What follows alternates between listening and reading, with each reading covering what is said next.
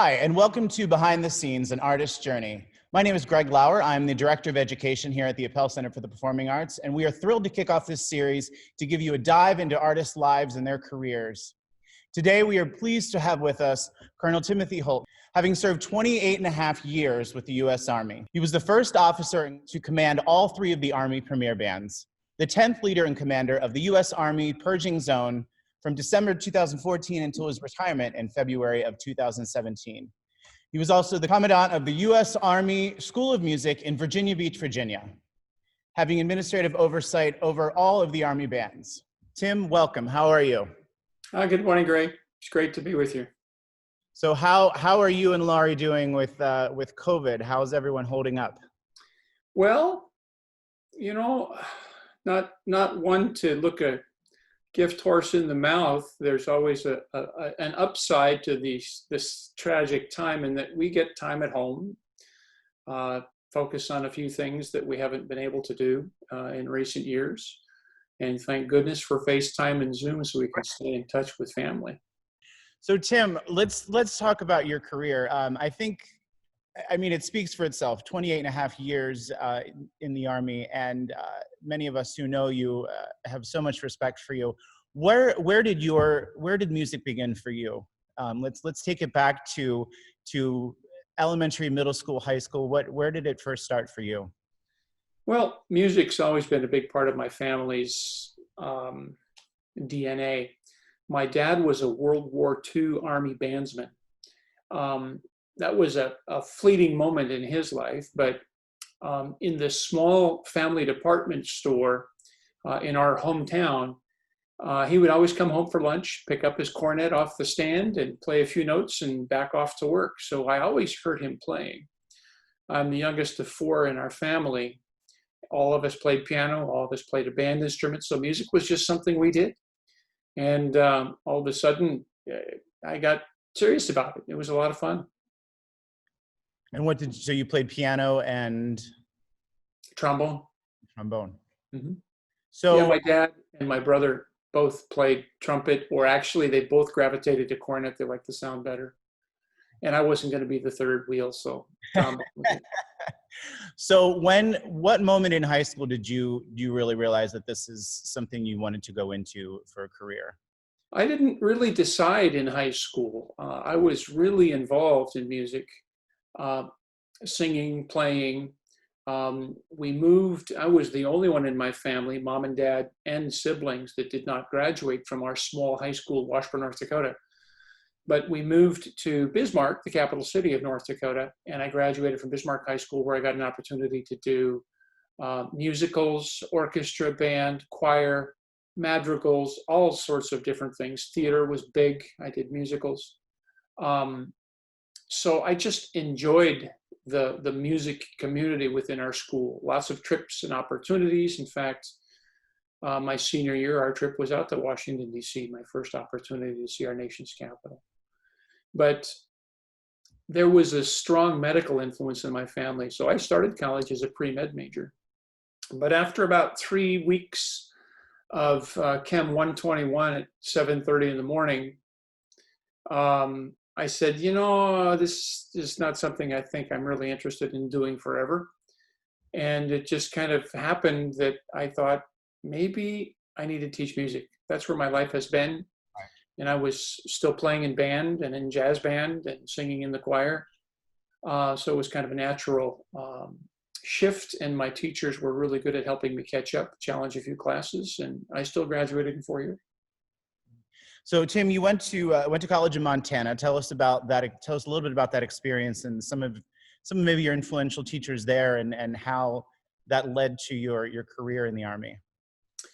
I actually started in our community college in Bismarck, spent 1 year there, and my band director did a master's degree at Montana State University in Bozeman. And he said, that's a really personable school. You ought to go check it out. And he drove 3 of us out to check out the school. 2 actually ended up going to Montana State. And it was just that small faculty. My class of music majors was probably about 32, so we knew each other really well. But it was good music. and a good experience. One of my best and strongest influencers early on was the choral director, Lowell Hickman, just in his manner of dealing with people, the seriousness, the levity, and the attention he gave me to help me be a good teacher. Lifelong lessons that I still carry today. A lot of his choral conducting teaching really is embedded with who I am as I conduct today.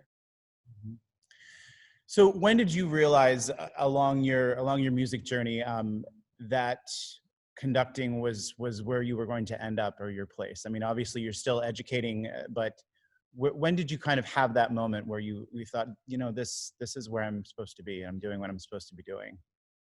Well, my teaching career in Montana, I had two positions, 3 years. I went to graduate school, went back and had 5 more years in Great Falls, Montana, where Lori became one of the 2 choral directors in the same high school. So here we were in a pretty high-powered music program. Of the school of 1,800 kids, we had between 500 and 600 kids involved in music. And we got home one cold February evening, and we're tired and thinking about dinner. Our firstborn was in school-sponsored daycare. And Lori said, we've done a pretty good job of this, and maybe it's time to think about something else. You always talked about those military bands, and she walked off. Of course, not implying any action, or she was just talking. But I went, Here I was in a position that I was sure I would retire out of. It was one of the programs in the state when I was in college that I said, man, if I could teach anywhere, that's the job I'd like. And that's where I was teaching. But she posed an interesting question. I made a few phone calls, and the National Music Educators Conference was in Indianapolis that year, which was where the Chief of Army Bands was located. So I set up a meeting, and conversations happened. Why don't you come out and audition? And I guess that moment was when I finally stood in front of the Army Field Band doing an audition. The first thing that most auditionees are asked to do is to conduct the national anthem. So we started, and here I heard the piccolo, the first flute, the principal oboe, the E-flat, soprano, clarinet, first clarinet playing in octaves or unisons, perfectly in tune. And I went, oh my God, this is what I need to do. So that was the moment when I said, yeah, I need to do this. And the career shift happened, and we never looked back. So I'd love to, I just want to comment on that. I don't think I've even shared this with you, and we'll get to talking about the Maryland Winds later, which I know has been Sure. a huge part of your retirement. But the first march I played under you with the Maryland Winds, with so many of the service band members playing, it was unbelievable. As a horn player, I played 1 million marches in my life, and they're not always not always as interesting, but there's something about how musical you make it when we play marches, but then also just the incredible musicianship that comes out of it. Well, I appreciate that. The marches are really deeply inculcated. When I was a little kid, my dad would go help augment the high school band at basketball games. And back then, the book for bands in the 60s was marches. So I had that sound in my ear early on. And yeah, you say you've done 1 million marches. I've probably done a few more.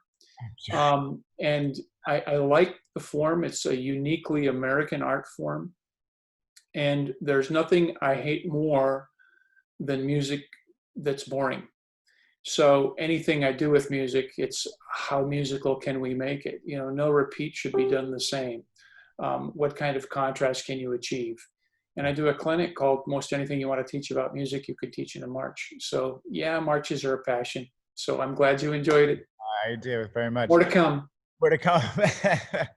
Tim, tell us any really memorable performances in your career that stand out, and then also any for funny performance stories. We've all had wonderfully crazy things happen to us sometimes on the road or in performances. Well, I have had such good fortune to play so many wonderful concert halls with amazing folks. Some of the true concert performance highlights have got to be the joint concerts with the West Point Band and the New York Philharmonic at Avery Fisher. It was electric. You see those musicians at that level performing regularly, and it's as much a job as anything for those folks. It's tough to get their emotions cranking, but they played, and then we played, and then we joined together to play. And the audience was just electric because it was something new. It just wasn't the usual night out at the orchestra. It was also July 3rd and July 4th. So there was a few extra patriotic bells and whistles. Mm-hmm. And the audience was just excited. And when I came out to conduct, the orchestra was watching. They were smiling. And by the end, the audience was figuratively throwing babies. I mean, it was a wonderful experience. But for me, one of the most poignant moments in performance was when I was on the road with the U.S. Army Field Band. Traditionally, towards the end of the program, we would always play the Armed Forces medley, all 5 service songs. And I invite veterans and active duty members and their families to stand and support their service. And they usually do. I turn around and clap along and then give a salute. And we got to one song, and I had noticed an elderly gentleman coming in earlier with his walker, and he sat down towards the front. And when his song came, he reached to the arms on his seat and started pushing and started struggling to stand up a little bit. And he got about 3/4 of the way, and he stopped. And then he looked up and just grinned, the most satisfying look I have ever encountered. The pride in his service to his country was palpable.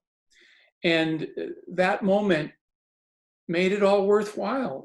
All the efforts of putting together music, going on the road, playing music on a 3 to 4 weeks at a time. It just told me that this was the right thing to do, to say thanks to all those who gave so much. It was indelibly locked. But in terms of a funny moment, never. Live music is live music, and that's why we like it. There are no guarantees in live music. Very true. And when I was a junior officer with the Army Band, the ceremonial element was my responsibility, and out of that come the U.S. Army Herald Trumpets. Everybody knows the Herald Trumpets, who John Williams made famous with all of his fanfares and flourishes. And I took the Herald Trumpets out to Salt Lake City for the sesquicentennial anniversary of their statehood. And we did lots of activities throughout the day, playing on the news clips early morning on the Capitol steps, playing 2 reenactment ceremonies in the Mormon Tabernacle where the original ceremony happened. I had the Herald Trumpets ringing the balcony, and I was standing right on the floor in the middle. It was glorious. But the big event was the Delta Center, their big arena. The National Guard Band was a part of it. The Utah Symphony was a part of it. The Mormon Tabernacle Choir was a part of it. And the Herald Trumpets were going to start it all off. So I was standing on the floor of the arena, and there was about a 2-foot stage, and the Herald Trumpets were arrayed across the front of the stage. And we couldn't use concert lighting because there wasn't budget for it in our rehearsal. So when it happened, I had briefed the governor, "Sir, you're going to hear you're going to hear a drum roll, a fanfare drum roll. After the second drum roll, please walk out to the podium." So we started, and on the drum roll initiation, the heralds do a sweep to get the instruments up. Mm-hmm. They're lighted, and I conduct, and nothing happens. The drum roll stops and no sound. As it turns out, the concert lighting was spotlights over my shoulders in the eyes of the herald trumpets. They could not see. Oh, no. So directly behind me was all the technical support folks at their tables with audio and lighting. I turned around, I said, they can't see me, you gotta light me, you gotta light me now. I gave another indication to the drummers who could lower the bills of their heads so they could see me. And so the drums started, Here Comes the Governor. We hadn't played a single note. And I start again, nothing, no sound. Finally, the principal player, the group leader, just started bum, bum, bum, ba, ba, bee, da, bum, bee, and everybody else joined in. And here comes a single spotlight weaving across the crowd looking for me. And we get to the fermata just at the right moment. The light hits me so they could see. I cut off and we do the tag and we're done. And, you know, it's kind of like the old Batman series, Holy Almost Batman. Had that light not hit me at that final moment, they wouldn't have known how to cut. The drummers wouldn't have known how to come back in, nor would we have played the tag to finish the fanfare. And we all just kind of shook our head. And that was a trip, because when we got to the hotel to sign in initially, we were all standing back waiting to be called up for our room keys. And I got called up after a while, and he said, "Where's your roommate?" And I said, "Sorry, the officer in charge of the group and the senior enlisted have single rooms." "Well, no, you have a roommate listed here." "No, if I do, it's incorrect." "Sir, you have a roommate. It says right here, Herald Trumpet." And the guys behind me started rolling on the floor. You know, obviously with the Herald Trumpets, I didn't have that roommate, but that was quite a memorable trip. The best part of it was the fruit basket in the room waiting. So their hospitality was good. It was fun. Tim, what advice would you give to young musicians, be it high school or college, that are thinking about going into or want to go into the Army or any of the service bands? Tell us what advice you would give them, and what to expect. Well, before talking about military music as a career, I think anybody who is out there in school, high school, middle school, college, a lot of people decide what they want to do early on. But I would suggest that anything you do well. Explore as many things as you can so you can see what it is that you really would enjoy doing. I think I would have enjoyed medicine. I've always been interested. My mom was a surgical nurse, and we talked about her surgery around the dinner table. I was fascinated. But it turns out that I tried the sciences and I enjoyed them, but that wasn't where I wanted to spend my time. So anything you do well, be serious about it. As the arts are concerned, I think it's important to know that except for visual art, that's kind of a solitary craft, the rest of us are pack animals. Yes, you spend time in a practice room by yourself, because there are some basics that you've just got to have under your fingers or internalized before you can contribute effectively with others.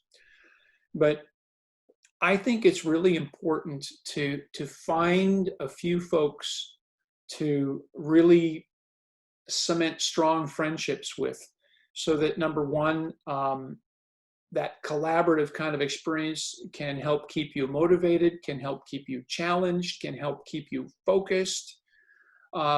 It's too much to try and do it by yourself. A music career is solitary enough as it is. As an officer, I have to keep distance from musicians. That's just because the Army demands it. As an artistic director, you can get a lot closer to all the individuals in the ensemble, but there still is the individual responsibility that has to come from some sense of, how do I get here? Find people that you can align yourselves with and work collaboratively towards that goal. I can't stress that strongly enough. The only other real piece of advice is I absolutely believe in the golden rule. Treat others as you want to be treated yourself. Um, do not be someone other than who you are. I loved watching early teachers trying out to find out who they were going to be on the podium versus who they really were. And musicians, students, whomever, see through that in a heartbeat. Be the person who you are on the podium, and people will respect you because of that, and more likely listen to your suggestions. So golden rule is really important to me. And just taking care of people helps ensure that people will take care of you. Thank you. Fantastic. Fantastic advice. Tim, before we wrap up, I want to talk about what you've been up to in your retirement. Not that we can really call it that word. Well, you know, retirement from the Army is one thing. I was 62, not necessarily ready to stop working. So I guess I've moved into a self-employment phase where I do what I want to. And the majority of that right now is volunteering my time working on this project called Maryland Winds. But I'm also a clinician for Con Selmer, and I go do clinics and guest conducting and stay. Well, actually, this winter, January, February, was probably the busiest of my post-Army career, and probably too much. And it's been evident to me now that having some time and headspace at home with family is an important thing, is a good thing. But I will continue to reach out and work with teachers and work with students because I'm a people person and like doing it. And I applaud your efforts as Director of Education for what you do for people in the arts in Pennsylvania. I tell you what, I got some great Pennsylvania memories. I was up at the All-State event, the Music Educators Conference in Lancaster a few years ago with the Army Field Band, and it was the loudest and the quietest audience I have ever experienced. 600 All-State students were the majority, and the teachers who were kind of supervising them. Yeah. It was a wonderful performance. But you know, great memories across the state, playing on the waterfront in Philadelphia for 4th of July with the Philly Fanatic. And I mean, hey, does it get any better than that? To a concert in Lancaster. What's the name of the park on the north side of town? Overlook Park, maybe? I can't remember. But for their 4th of July concert, they had like 25,000 people. And we did the 1812 Overture, which is common. But there was a gentleman who at the time had period cannons.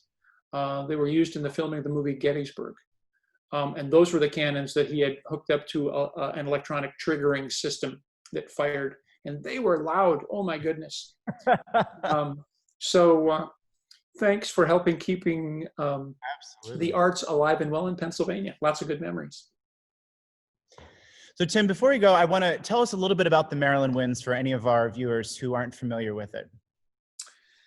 Well, it's a wonderful group of musicians. When I retired, I just wasn't done making music, and I knew that there was a plethora of wonderful musicians in the National Capital Region that were looking for performance opportunities. And so we've gathered a lot of retired military folks, a lot of teachers, freelancers like you, school music educators, some university folks, some current military musicians who may have moved more towards staff positions and aren't playing as regularly. We have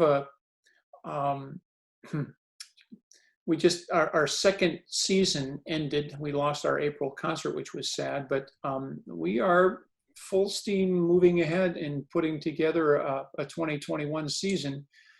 I think that to not put concerts in place as we can would be a mistake. It's a lot easier to unplug than to start from scratch and you know, try and build something last minute. So I'm very excited about working with these wonderful musicians. For me, the goal of this organization was kind of like a three-legged stool. a stool obviously can't stand without all three legs. So of equal importance for me with Maryland Winds was bringing world-class wind band music to Marylanders. That's where we're starting. And to also, the second leg is to provide musical support, educational support to teachers and students as we move from concert to concert around Howard County schools, and a little bit, we're starting to move beyond Howard County as well. We do many residencies, so we engage those students and help however the band director feels we can best help. And then the third is to provide an opportunity for these musicians to gather together and play great repertoire.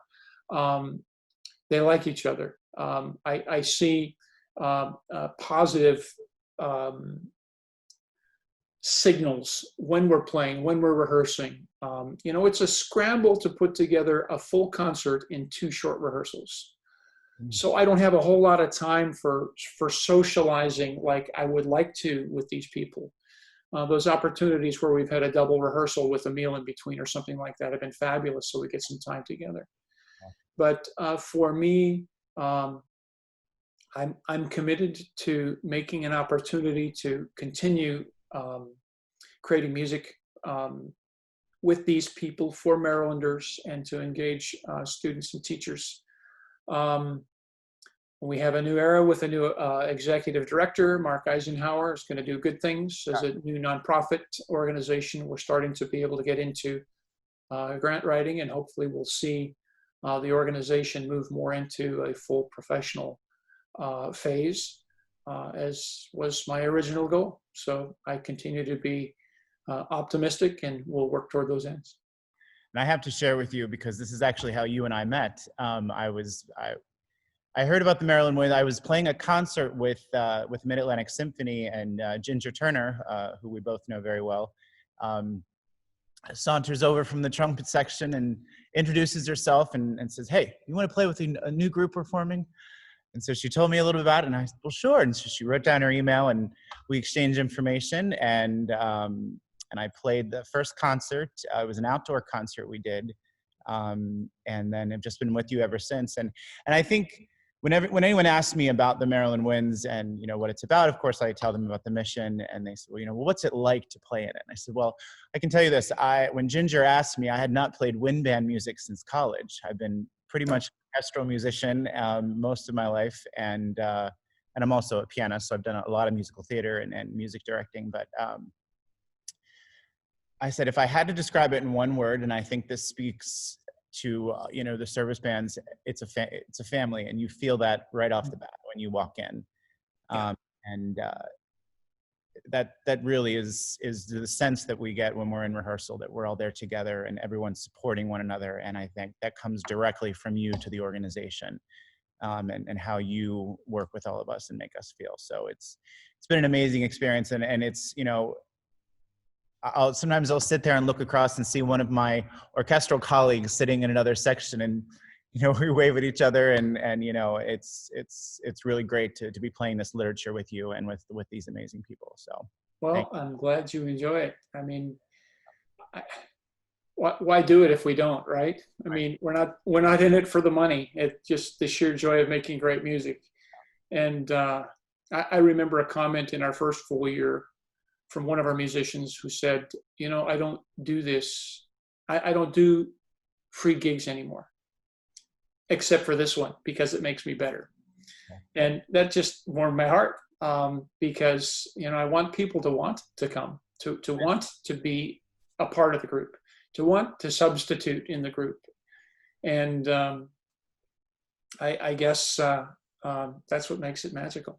I think that statement applies to almost all of us in the ensemble, considering it's quite a sizable group, and it is full of amazing musicians. So I think we all share that sentiment. Well, Tim, thanks for doing your part with the organization. Yeah, thank you so much for joining us today. It has been an absolute thrill to talk to you, and we hope you and Laurie stay safe, and the girls stay safe, and have a wonderful summer. Hopefully we can get outside and start doing some normal things in the near future. Well, we're starting to loosen up. I hope that we continue in a positive way, and thanks for the invitation. I enjoyed our time together very much and look forward to making good music with you. Be safe out there. Thank you. Yep. All the best.